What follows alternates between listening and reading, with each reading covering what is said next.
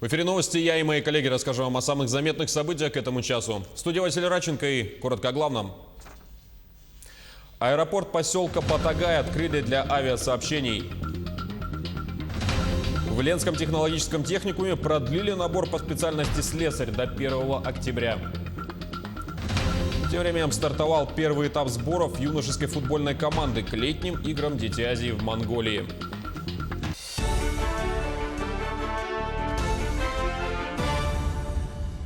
Ситуация с лесными пожарами в Верхоянском районе Якутии стабилизируется после дождей. Остается пожар в Табалахском наследии. Сейчас ведутся работы по его ликвидации. Более 10 единиц техники и около 40 человек из числа местного населения задействованы в тушении.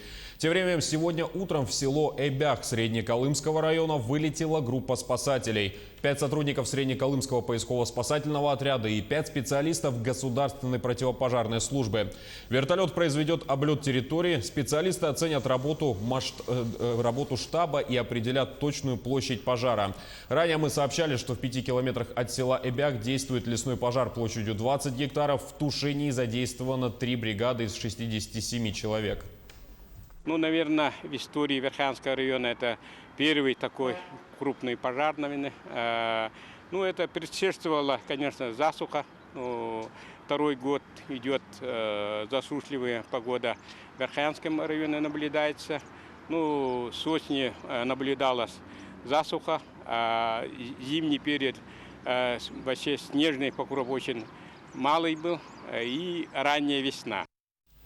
Аэропорт поселка Батагай в Якутии открылся для авиасообщений. Поселок примет как пассажирские рейсы, так и запланированные дополнительные группы спасателей в Верхоянский район. Спецборд и вертолет МЧС России вылетят сегодня. Видимость допустимая, облачность есть и полный штиль.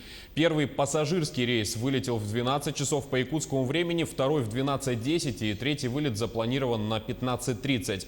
Кроме того, открылся аэропорт Ленска, который не принимал рейсы из-за размокания взлетно-посадочной полосы.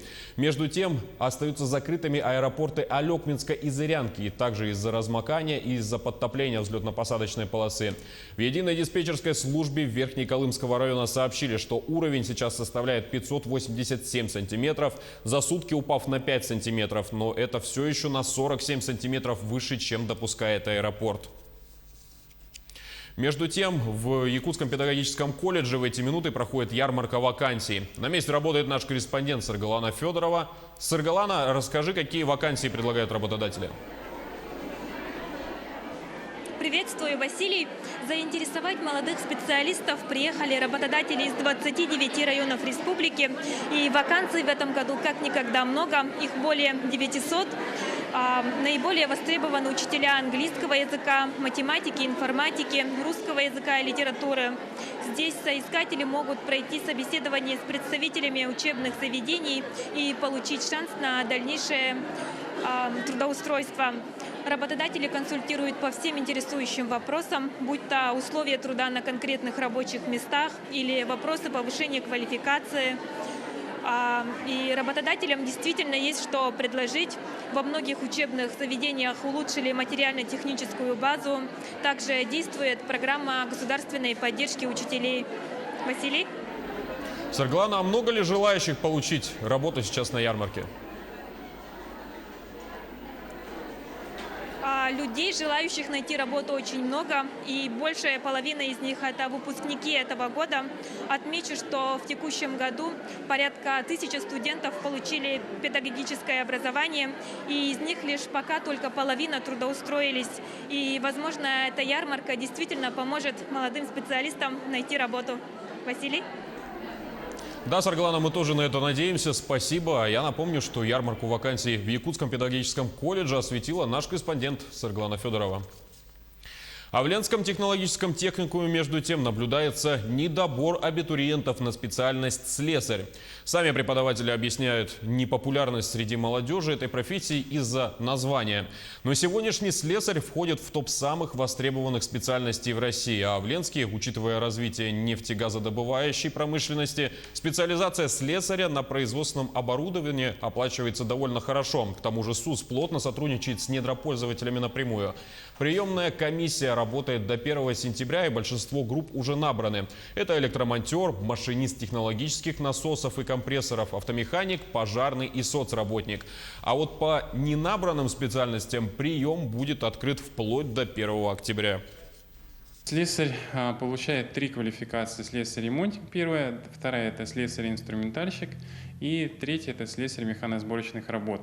То есть это так называемый слесарь-универсал. Но уже не первый год наши студенты проходят практику на таких предприятиях, как «Газпром Трансгаз-Томск», «Роснефть» – это Тассуряхнефтегаз-добыча. Также у нас очень хорошие отношения в плане прохождения практики с нашим предприятием ООО ГДК «Ленсгаз». Практика на производстве, то есть это не на пальцах, это уже в условиях их будущей работы. В новом учебном году более 75% детей будут обучаться на родном языке. Вопрос особо актуален в столице республики. Если 5 лет назад в Якутске были более 200 якутских классов, то сегодня эта цифра достигла 363. По закону родитель сам выбирает, на каком языке будет обучаться его ребенок. И, как показывает практика, интерес к якутскому языку с каждым годом только растет. В связи с этим в новом учебном году в ряде школ открыли дополнительные якутские классы. Мы знаем, что не первый год город Якутск активно занимается, именно открывает классы с родным языком обучения. Поэтому каждая школа каждый год, учитывая мнение родителей, создает на это условия. И в этом году тоже факт, что более 5000 первоклассников мы принимаем в школу города, и из них более 1400 детей будет обучаться на родном якутском языке. И к новостям спорта. Стартовал первый этап сборов юношеской футбольной команды к 7-м международным играм «Дети Азии», которые состоятся в Монголии в 2020 году. Организаторы провели чемпионат республики, по результатам которого произведен отбор среди команд, представленных из разных районов Якутии. В течение месяца спортсмены будут проходить двухэтапный отбор. По словам тренера нашей сборной, на первом этапе будет рассмотрен функционал техники и тактики ребят. Во втором этапе игроки будут сражаться между собой. Сильнейшие продолжат тренировки, и из 30 детей путевку получат лишь 12. Из них 2 вратаря и 10 игроков на поле.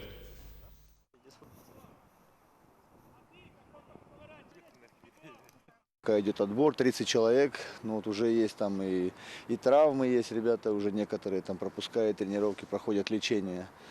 Принцип, будут игры, у нас игры будут, и товарищеские игры, и контрольные игры, и будем участвовать в чемпионате России.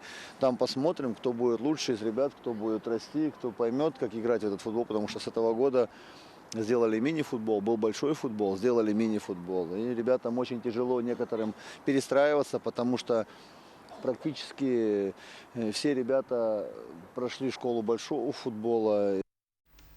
Сборы продлятся до сентября. Проживание и питание во время подготовки предоставляется за счет организаторов. Кроме того, ребятам из районов временно придется привести учебу в городские школы. По словам тренера, игровые виды спорта требуют сплоченности и постоянные совместные тренировки.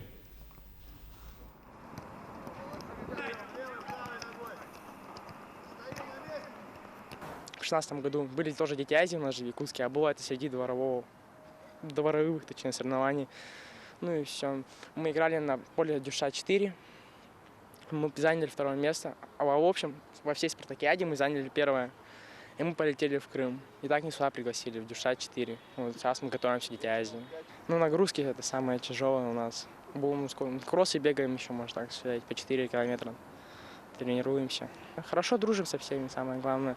Самое главное, что мы общаемся между собой.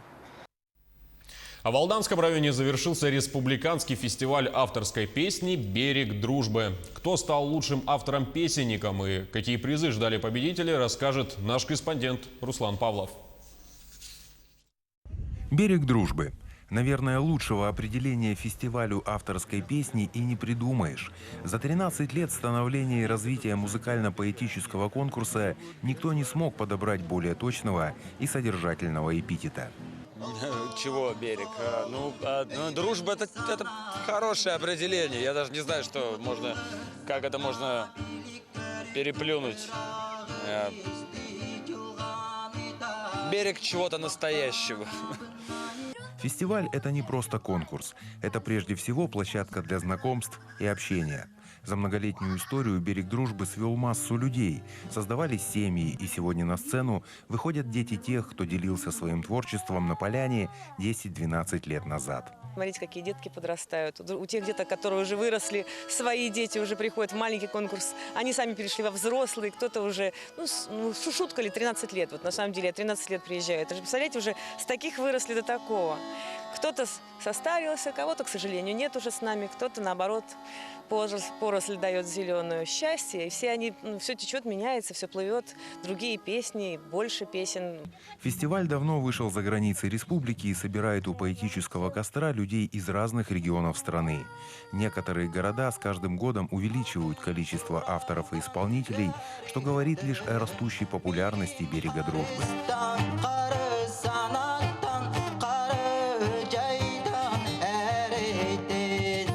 Людей достаточно много, география с каждым разом все ширится и ширится. И самое удивительное, что особой такой рекламы этого фестиваля нет. То есть это все играет роль сарафанное радио. А что в этом такого магнетического, почему сюда людей тянет возвращаться год за годом? Ну, наверное, атмосфера в первую очередь. Атмосфера дружбы, единения. Здесь и каждый может пообщаться друг с другом. Здесь нет разделения на чужих и своих. Здесь каждый человек с удовольствием делится опытом. И здесь самое интересное, что здесь обычный исполнитель может стать поэтом. Каждый август на берегу реки Алдан, на берегу дружбы, собирается большая семья, чтобы поделиться друг с другом своими мыслями и настроением, промахами и победами. Как в любом сообществе, здесь есть свои традиции, устои, символы и поверья. Ну, это символ фестиваля Котофеевский. Ему надо почесать за ушком, и тогда все будет хорошо. 13-й фестиваль «Берег дружбы» прошел, но тепло поэтического костра, сердец близких по духу людей будет отдаваться песней в каждом. До новой встречи на берегу настоящих отношений. Руслан Павлов, Сергей Шипачев, Александр Лукин. Томот «Берег дружбы». На этом у нас пока вся информация, но наши корреспонденты продолжат следить за развитием событий, а мы будем держать вас в курсе новостей. Спасибо за внимание и до встречи в следующих эфирах на Якутия-24.